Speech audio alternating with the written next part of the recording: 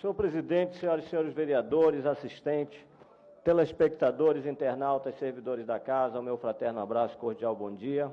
Eu quero iniciar minha fala nesta manhã acerca dessa questão que é o transporte coletivo na cidade de Manaus, com a seguinte indagação.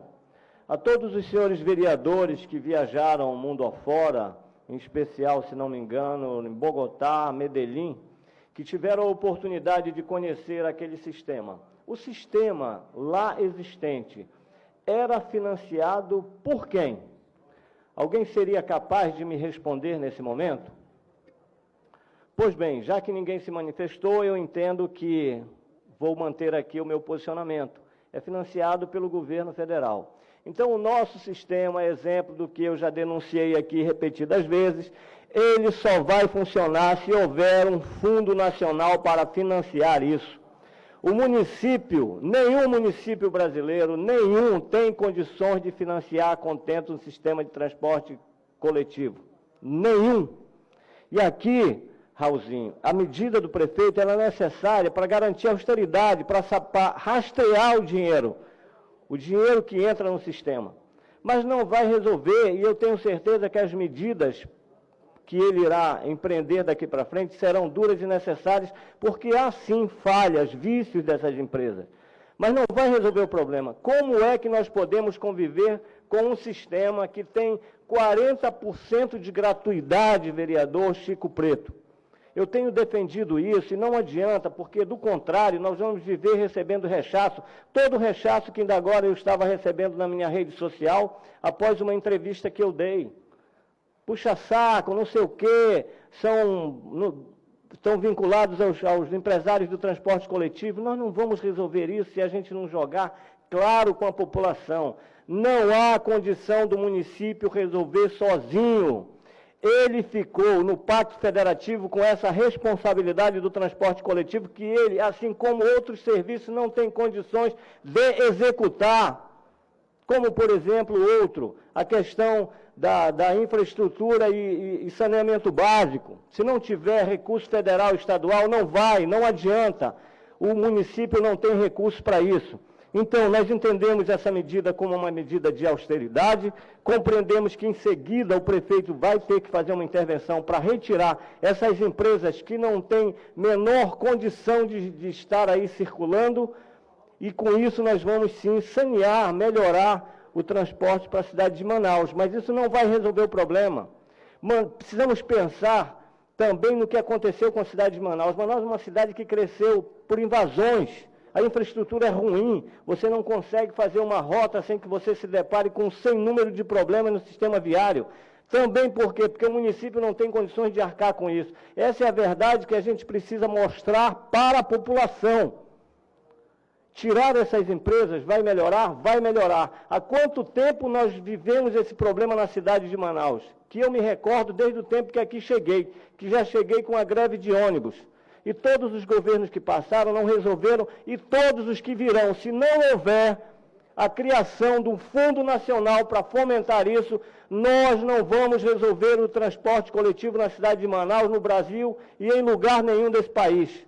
Essa é a verdadeira realidade. Nós precisamos parar de estar aqui conversando determinadas situações que a gente não vai resolver. Eu propus ainda há pouco para o vereador Rosivaldo Cordovil, que é o presidente da comissão, que ele se junte, nós estamos aqui para fazer isso, ao prefeito, propondo aí a verificação do custo dessa gestão, que nós já sabemos que foi feito lá atrás pelo Fábio Alho, identificado que é um custo excessivo. Nós verificamos essa questão da falta de tecnologia. Olha só, nós ainda temos cobradores de ônibus na cidade de Manaus. Nós precisamos manter para manter o trabalho, o emprego dessas pessoas. Mas então, quem vai garantir o pagamento disso? Se não for o fundo financiador, nós precisamos usar tecnologia. Ainda há pouco se falou, vereador Chico Preto, da questão da tecnologia. Outra situação aqui, temos 62 linhas sobrepostas na Constantino Neri e na Djalma Batista, porque cada comunidade quer sair da sua casa, da porta da sua casa e chegar no seu destino final no transporte público, e isso não existe. Eu resolvo pagar o preço por isso, mas eu aqui vou falar a verdade daquilo que eu acho, vou colocar a minha verdade para a população. E nós temos que fazer isso com responsabilidade.